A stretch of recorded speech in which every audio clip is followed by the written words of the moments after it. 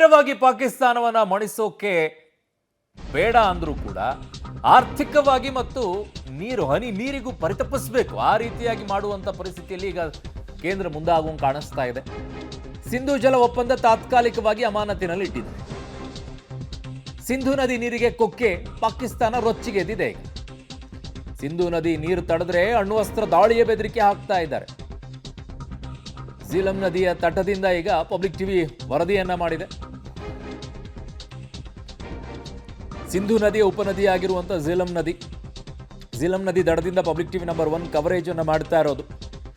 ಶ್ರೀನಗರದಲ್ಲಿ ಮೊಟ್ಟ ಮೊದಲನೇದಾಗಿ ಕನ್ನಡದ ಚಾನಲ್ ಹೋಗಿ ಕವರೇಜ್ ಅನ್ನು ಮಾಡ್ಕೊಂಡು ಬರೋದು. ನನ್ನ ಸಹೋದ್ಯೋಗಿನಿ ಅಲ್ಲಿಂದ ಒಂದಿಷ್ಟು ಮಾಹಿತಿಯನ್ನು ಕೊಟ್ಟಿದ್ದಾರೆ. ಹೇಗಿದೆ ಪರಿಸ್ಥಿತಿ, ಏನು?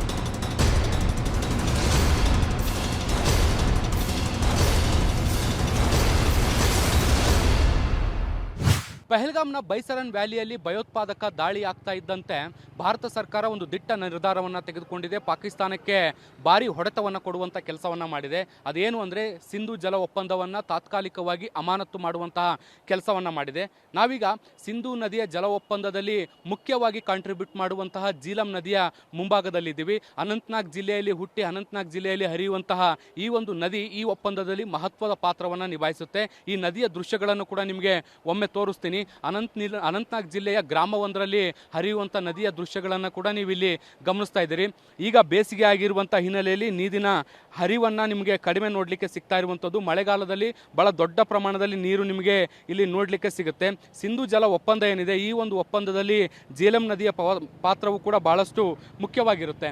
ಅನಂತನಾಗ್ ಜಿಲ್ಲೆಯಲ್ಲಿ ಹುಟ್ಟುವಂಥ ಈ ಒಂದು ನದಿ ಏನಿದೆ, ವೆರಿನಾಗ್ನ ಚಸ್ಮಾ ವೆರಿನಾಗ್ ಎನ್ನುವಂಥ ಆಳವಾದಂಥ ಪ್ರದೇಶದಲ್ಲಿ ಇದರ ಉಗಮ ಆಗುತ್ತೆ. ಅಲ್ಲಿಂದ ಇದು ಹುಟ್ಟಿ ಮುಂದೆ ಬೇರೆ ಬೇರೆ ಉಪನದಿಗಳ ಜೊತೆಗೆ ಪಾಕಿಸ್ತಾನ ಸೇರುವಂಥದ್ದನ್ನು ಕೂಡ ನಾವು ಗಮನಿಸ್ತಾ ಹೋಗ್ಬೋದು.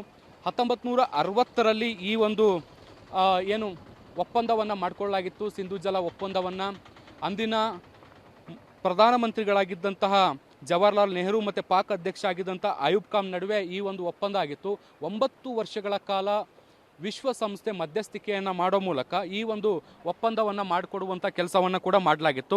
ಒಪ್ಪಂದದ ಪ್ರಕಾರ ಪಶ್ಚಿಮಾಭಿಮುಖವಾಗಿ ಹರಿಯುವ ಸಿಂಧು ಝೀಲಂ ನದಿಯ ನೀರಿನ ಹಕ್ಕೇನಿದೆ, ಅದರ ನಿಯಂತ್ರಣ ಅದು ಪಾಕಿಸ್ತಾನಕ್ಕೆ ಸೇರಿತ್ತು. ಪೂರ್ವಾಭಿಮುಖವಾಗಿ ಹರಿಯುವಂತಹ ರಾವಿ, ಬಿಯಾಸ್, ಸಟ್ಲೇಜ್ ನದಿಗಳ ಹಕ್ಕು ಭಾರತಕ್ಕೆ ಸಿಕ್ಕಿತ್ತು. ಈಗ ಈ ಒಪ್ಪಂದ ರದ್ದಾಗಿರುವಂಥ ಹಿನ್ನೆಲೆಯಲ್ಲಿ, ತಾತ್ಕಾಲಿಕವಾಗಿ ಅಮಾನತಾಗಿರುವಂಥ ಹಿನ್ನೆಲೆಯಲ್ಲಿ ಸಿಂಧು ಮತ್ತು ಈಗ ನೀವು ನೋಡ್ತಿರುವಂಥ ಝೀಲಂ ನದಿಯ ನೀರಿನ ಹಿಡಿತ ಏನಿದೆ ಅದು ಪಾಕಿಸ್ತಾನದ ಕೈ ತಪ್ಪಲಿದೆ.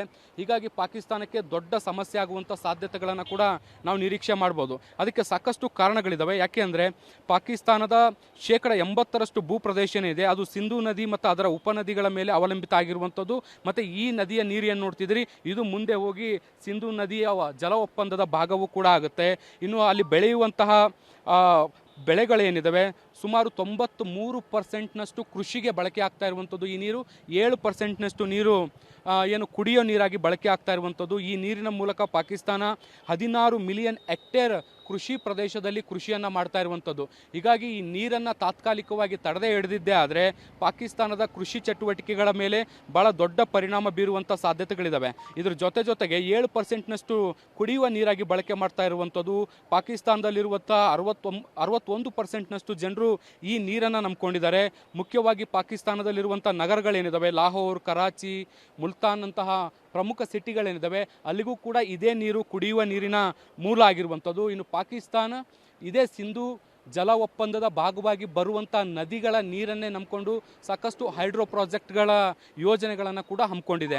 ಸೊ ಈ ಎಲ್ಲ ಯೋಜನೆಗಳು ಅಥವಾ ಕೃಷಿ, ಕುಡಿಯುವ ನೀರು ಎಲ್ಲವೂ ಕೂಡ ಸಿಂಧು ಜಲ ಒಪ್ಪಂದದ ಭಾಗವಾಗಿ ನಡೀತಾ ಇರುವಂಥ ಹಿನ್ನೆಲೆಯಲ್ಲಿ